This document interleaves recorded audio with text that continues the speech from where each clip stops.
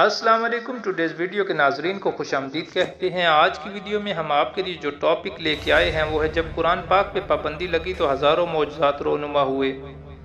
اگر آپ نے ابھی تک ہمارا چینل سبسکرائب نہیں کیا تو برائے مہربانی اس کو جلدی سے سبسکرائب کریں اور بیل آئیکن کے بٹن کو دبا دیں تاکہ ہماری تمام نئے آنے والی ویڈیوز کے نوٹیفیکیشن آپ کو ملتے رہیں۔ 1973 روس میں کمیونزم کا طوطا بولتا تھا، بلکہ دنیا تو یہ کہہ رہی تھی کہ بس اب پورا ایشیا سرخ ہو جائے گا۔ ان دنوں ہمارے ایک دوست ماسکو ٹریننگ کے لیے چلے گئے۔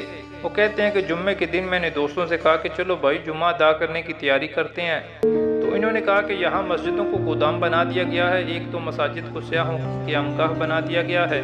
صرف 2 ہی مساجد اس شہر میں بچی ہیں جو کبھی کھلی ہوتی ہیں اور کبھی بند۔ میں نے کہا آپ مجھے مساجد کا پتہ بتا دیں، میں وہیں چلا جاتا ہوں جمعہ ادا کرنے۔ پتہ لے کر میں مسجد تک پہنچا تو مسجد بند تھی۔ مسجد کے پڑوس میں ہی ایک بندے کے پاس مسجد کی چابی تھی۔ میں نے اس آدمی کو کہا کہ بھائی دروازہ کھول دو مسجد کا، مجھے نماز ادا کرنی ہے۔ اس نے کہا دروازہ تو میں کھول دوں گا، لیکن اگر آپ کو کوئی نقصان پہنچا تو میں ذمہ دار نہیں ہوں گا۔ میں نے کہا دیکھیں جناب، میں پاکستان میں بھی مسلمان تھا اور روس کے ماسکو میں بھی مسلمان ہوں۔ پاکستان کی کراچی میں بھی نماز ادا کرتا تھا اور روس کے ماسکو میں بھی میں نماز ادا کروں گا چاہے کچھ بھی ہو جائے۔ اس نے مسجد کا دروازہ کھولا تو اندر مسجد کا ماحول بہت خراب تھا۔ میں نے جلدی صفائی کی اور مسجد کی حالت اچھی کرنے کی کوشش کرنے لگا۔ کام سے فارغ ہونے کے بعد میں نے بلند آواز سے اذان دی۔ اذان کی آواز سن کر بوڑھے، بچے، مرد، عورتیں، جوان سب مسجد کے دروازے پر جمع ہو گئے کہ یہ کون ہے جس نے موت کو آواز دی، لیکن مسجد کے اندر کوئی بھی نہیں آیا۔ خیر میں نے جمعہ تو ادا نہیں کیا کیونکہ اکیلا ہی تھا، بس ظہر کی نماز ادا کی اور مسجد سے باہر آ گیا۔ جب میں جانے لگا تو لوگ مجھے ایسے دیکھ رہے تھے جیسے کہ میں نماز ادا کر کے باہر نہیں نکلا بلکہ دنیا کا کوئی نیا کام متعارف کروا کر مسجد سے نکلا ہوں۔ ایک بچہ میرے پاس آیا اور کہا کہ آپ ہمارے گھر چائے پینے آئیں۔ اس کے لہجے میں خلوص ایسا تھا کہ میں انکار نہ کر سکا۔ میں ان کے ساتھ گیا تو گھر میں طرح طرح کے پکوان بن چکے تھے اور سب میرے آنے پر بہت خوش دکھائی دے رہے تھے۔ میں نے کھانا کھایا، چائے پی تو ایک بچہ ساتھ بیٹھا ہوا تھا۔ میں نے اس سے پوچھا آپ کو قرآن پاک پڑھنا آتا ہے؟ بچے نے کہا ہاں جی بالکل، قرآن پاک تو ہم سب کو آتا ہے۔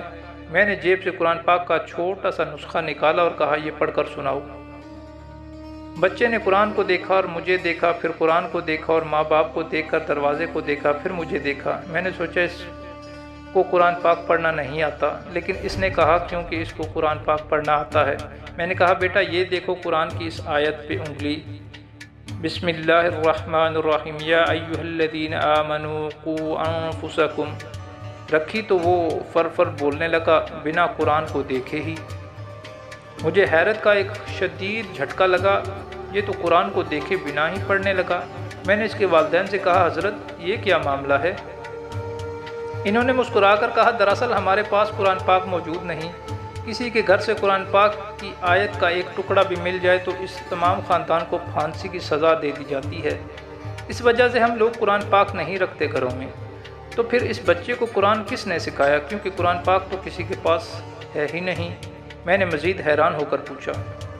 ہمارے پاس قرآن کے کئی حافظ ہیں، کوئی درزی ہے، کوئی دکاندار ہے، کوئی سبزی فروش ہے، کوئی کسان ہے۔ ہم ان کے پاس اپنے بچوں کو بھیج دیتے ہیں محنت مزدوری کے بہانے، وہ ان کو الحمدللہ سے لے کر والناس تک زبانی قرآن پڑھاتے ہیں۔ ایک وقت ایسا آ جاتا ہے کہ وہ حافظ قرآن بن جاتے ہیں۔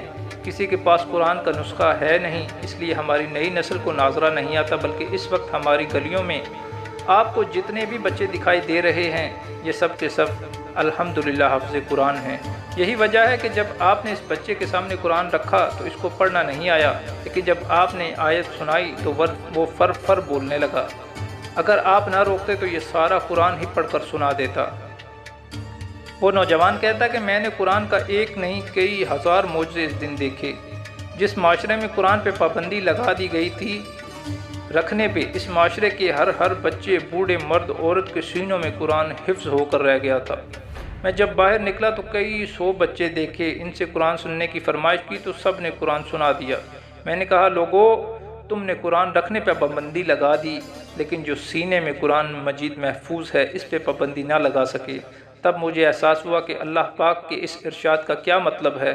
بسم اللہ الرحمن الرحیم انا نحن نزلنا الذکر وإن له لحافظون، بے شک یہ ذکر قرآن ہم نے نازل فرمایا اور بے شک ہم ہی اس کی حفاظت کرنے والے ہیں۔ ٹوڈیز ویڈیو کے ناظرین کو یہ ویڈیو کیسی لگی برائے مہربانی کمنٹ